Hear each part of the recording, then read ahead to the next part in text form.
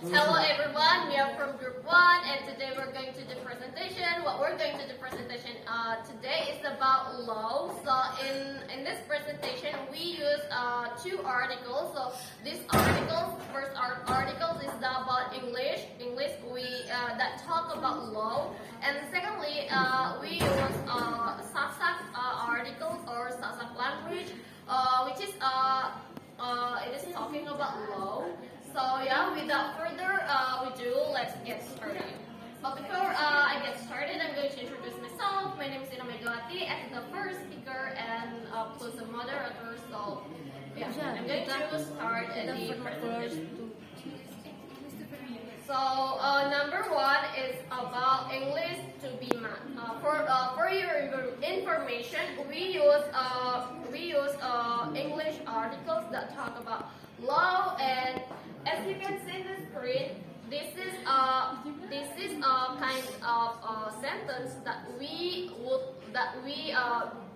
translate into Bima language. So as you can see, John Deep to member Laura Heard was trailed in Fairfax County, Virginia, from April 11 to June 1, 2022, that ruled on allegations of defamation between formerly married American actor Johnny Depp and Amber Heard. Depp, as a plaintiff, filed a complaint of defamation against defendant Heard, claiming $50 million in damage. Heard filed counterclaims against Depp, claims $100 million in damage. So as you can see in the screen, what is the difficulties that we've got is that the first one is that there are many vocabularies that we don't understand, of course, and our lack of comprehension about law. And in translating using Google Translate, we still encourage problems such as shells, and exactly Google Translate translated it into the target language. And how did we overcome the difficulties is that we using the techniques or methods. What methods we use is that established equivalent. So what is established equivalent? So established equivalent, as you can see in the screen. So it means that the next technique is the established equivalence. In Indonesia, it's referred to as the usual equivalent technique. The word common means common. That is the established equivalent technique is a translation technique that emphasize the normally or fairness side of translation in the target language. In Indonesia can be translated into persidangan kedua antara John Depp dan Laura Heard diadakan di Fairfax County, Virginia dari 11 April hingga 1 Juni 2002, yang memutuskan tuduhan pencemaran nama baik antara mantan pasangan suami istri aktor Amerika John Depp dan Amber Heard. Depp sebagai penggugat mengajukan pengaduan pencemaran nama baik terhadap terdakwa Heard yang mengklaim ganti rugi sebesar $50 juta. Heard mengajukan gugatan balik terhadap Depp dengan mengklaim ganti rugi sebanyak $100 juta. Jadi, if you translate into Bima language, it can be translated like Hune aina wa urawara sidang kaipa. Sidang kedua la John Depp la Laura Heard aka Fairfax County, Virginia, tanggal 11 April sampai 1 Juni 2022.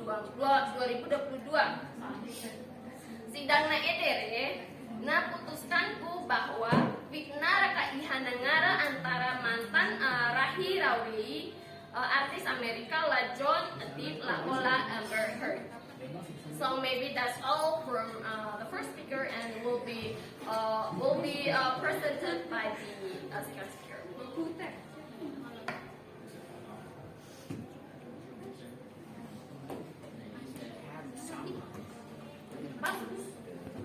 So this is the next sentences, right? And next paragraph. English to be. So example of the sentence is Johnny Depp and Amber Heard Depp as plaintiff filed a complaint of defamation against Heard, claiming $50 million in damages. Heard filed counterclaim against Depp, claiming $100 million in damages, right? So the difficulty we face when we are translating it's like my friends were telling about you guys that there are many vocabulary, the lack of vocabularies that we have, and yeah, our lack of comprehension about law and about this topic also. So we try to use a Google Translate to help us to get a better translation, but it's still the same. We really hard to find a better translate. So what we did was that we trying to find the topic about Amber and Johnny Depp in a trial, right? So we tried to find it on a YouTube, even in Bahasa Indonesia and in English, and then we understand the problem about that. So that's why we can conclude we can get a better translation. So like you can see on the screen, in Bahasa Indonesia, Depp sebagai penggugat mengajukan pengaduan pencemaran nama baik terhadap terdakwa Heard yang mengklaim ganti rugi sebesar $50 juta. Heard and Depp mengajukan gugatan balik terhadap Depp dengan mengklaim ganti rugi $100 juta. That was a typo, right? It should be Depp mengajukan gugatan balik, right? So we translate into Bahasa Indonesia because we have a problem to translate it directly from English to Indonesian to our vernaculars is Bojunese, right? So we got the translation in Bahasa Indonesia, and we find the problem when we translate in Bahasa Indonesia. There's a difference. The technique that we use in Bahasa Indonesia to English, because when we are translating to English from Bahasa Indonesia, we're using established equivalent, and Ira was telling you about that. And the other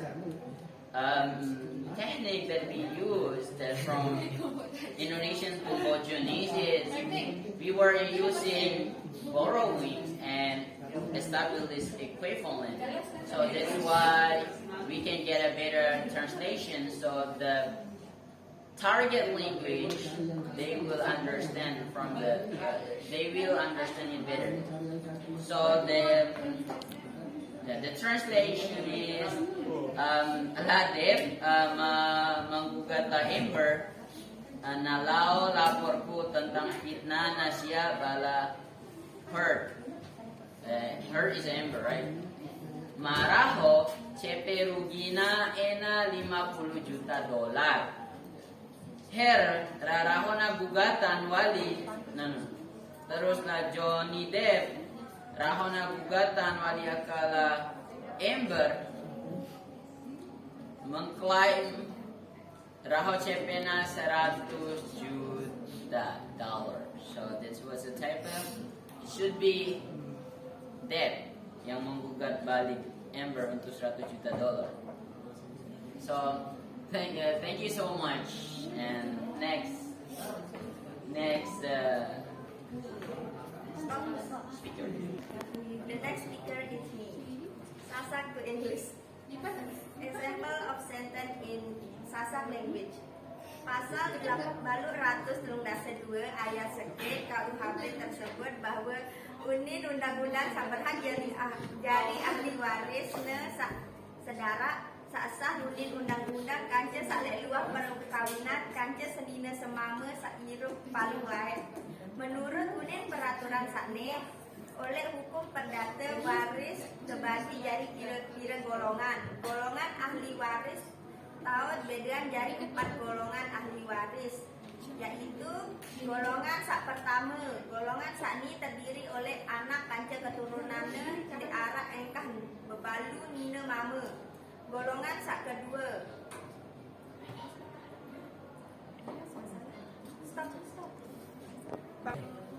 Jadi kesulitannya adalah difficult in determining which words are good and suited in translating directly into Sasak to English. Ketika kita mentranslate, kita menggunakan tiga teknik, yaitu literal technique, application technique, and borrowing technique. In Indonesian language can be translated like this. Pasal 832 ayat 1 KUHP menyebutkan bahwa menurut undang-undang yang berhak menjadi ahli waris ialah keluarga saudara, baik yang sah menurut undang-undang maupun yang di luar perkawinan, dan suami atau istri yang hidup terlama. Menurut peraturan berikut ini, dalam hukum perdata waris dibagi menjadi beberapa golongan. Golongan ahli waris dapat dibedakan atas 4 golongan ahli waris, yaitu 1. Golongan ini terdiri dari anak dan keturunannya tanpa batas beserta janda atau duda. Golongan kedua yaitu golongan yang terdiri dari ayah atau ibu si pewaris beserta saudara dan keturunannya sampai derajat ke-6. In English language can be translated like artikel Pasal 832 paragraf 1 of the Civil Code state that according to law, those who are entitled to become heirs are blood relatives, but legal according to law and those outside of marriage, and the husband or wife who lies the longest. According to the religion's regulation, the following in civil law, inheritance is divided into several groups. The class of heirs can be divided into 4 groups of heirs, namely 1. This group consists of children and their descendants down without limit along with widows or widows. That's all from me. So for the next speaker. Sasak to English. Example of sentence. Golongan D terdiri oleh amat atau inak si pewaris kanca semeton dari keturunan sak sederajat ke-6. Golongan sak ketelu, golongannya terdiri oleh keluarga sak sedara menurut lurus oleh sak atas. Golongan sak keempat, golongan saknya terdiri oleh keluarga sak sedara oleh garis samping sak lebih jauh oleh sederajat ke-6.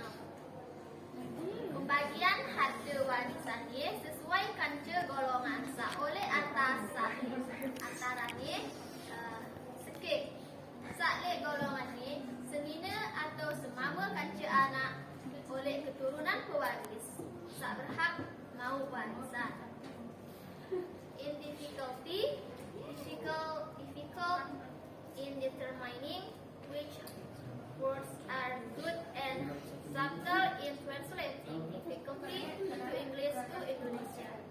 In translation use literal technique, application techniques, borrowing techniques. In Google Translate. Group 2. This group consists of their father and or mother and their siblings and offspring up to the sixth degree. Group 3. This group consists of blood relatives according straight up. Group 4. This group consists of blood relatives in a further sequence line up to the sixth degree. The distribution of inherent assets according to the above group including in this group 1 the husband or wife and or of. Indonesian Translate. Pasal 832 ayat 1 KUP KUHP. Pasal 832 ayat 1 KUHP menyebutkan bahwa menurut undang-undang yang berhak menjadi ahli waris ialah keluarga saudara, baik yang sah menurut undang-undang maupun yang di luar perkawinan. Dan suami atau istri yang hidup terlama menurut peraturan berikut ini dalam hukum perdata waris dibagi dalam beberapa golongan. Golongan ahli waris dapat dibedakan atas 4 golongan ahli waris, yaitu 1. Golongan ini terdiri dari anak dan keturunannya ke bawah tanpa batas beserta janda atau duda. Golongan 2. Golongan ini terdiri dari ayah atau ibu si pewaris beserta saudara dan keturunannya sampai derajat ke-6. Golongan ketiga. Golongan ini terdiri dari keluarga saudara menurut lurus ke-4. Golongan keempat. Golongan ini terdiri dari keluarga saudara dalam garis ke samping yang lebih jauh sampai derajat ke-6. Pembagian harta warisan berbeda sesuai dengan golongan di atas, diantaranya meliputi 1. Dalam golongan 1 ini suami atau istri dan untuk anak keturunan pewaris yang berhak menerima warisan. That's all for me. The next speaker is Budiman Yusuf. My name is Budiman Yusuf. I'm the last speaker in our group, so I want to explain you what technique we use to translate. The first technique we use is literal technique, and the second language is amplification technique, and the last is borrowing technique. Literal technique mean here is the literal technique of the translating word for word, although there are also omissions of word from this L into the L. But word for word translating is very prominent. This mean is ketika kita mencoba mentranslate menggunakan teknik ini, tapi kata dengan kata per kata, meskipun di sana terdapat maknanya tidak sesuai dengan apa yang dikata itu, dari target language ke dari SL dari target language ke target language. And the second technique we use, the amplification technique. Amplification means is technique is a translation technique by making explain or paraphrase information that implied in SL in another word, adding information that is not present. Jadi teknik ini di mana kita menggunakan untuk memparaphrase kalimat, tapi dengan tidak mengubah arti dan maknanya. And the last technique we use is borrowing technique. Borrowing technique are translate technique that are carried out by borrowing word and expression. Jadi borrowing technique ini kita gunakan untuk meminjamkan kata dan ekspresi. And the next is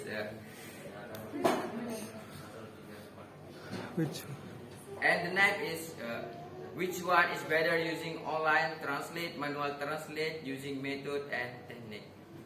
Online or Google Translate, if we use online translate, usually the sentence they are products sometimes do not. Online or Google Translate, if we use online translate, usually the sentence that are products sometimes do not match the original sentence either from the language structure or grammar. Ketika kita menggunakan online translate atau Google Translate itu biasanya kalimat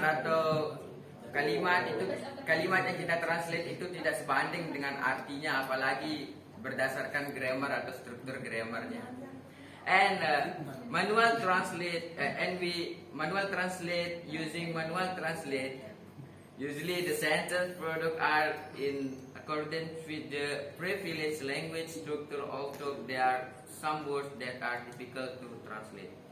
Jadi manual translate ini kita gunakan untuk memperbaiki struktur grammar dari Google Translate itu. And the last is technique translate. If translate using the technique will make it easier from the translator in the process of translating, because there is the already written everything and how what's need to be added or subtract for the target language into the target language. And maybe that's all from me. Okay, thank you so much. Maybe that's all from our group. And if you guys have any questions, don't forget to. No, we don't have. Okay, thank you so much. Wassalamualaikum warahmatullahi wabarakatuh. Waalaikumsalam warahmatullahi wabarakatuh. Ayo pulang. Ayo,